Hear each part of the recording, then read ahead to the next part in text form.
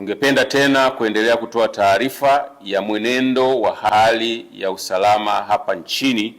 kuanzia saa 12 asubuhi ya leo tarehe 10 mwezi wa 12 2025 hadi mchana huu. Hali ya usalama ni shwari na shughuli za kiuchumi na kijamii zinaendelea kama kawaida nchi nzima baada ya mapumziko ya jana ya tarehe 9 wa 12 2025 ya sherehe za sikukuu ya uhuru wa taifa letu. Jeshi la Polisi kwa ushirikiano na vyombo vingine vya ulinzi na usalama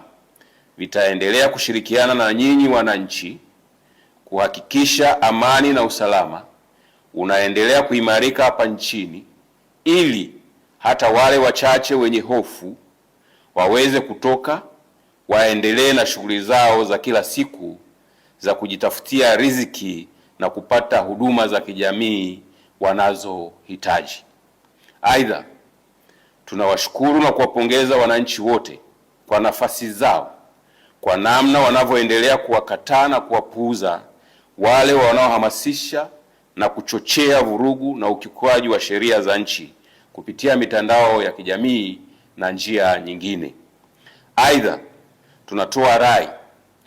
kwa kila mmoja wetu tuendelee kuungana kwa pamoja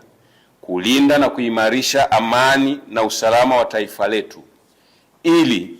liendelee kuwa sehemu salama ya kuishi kwa vizazi vya sasa na vitakavyokuja.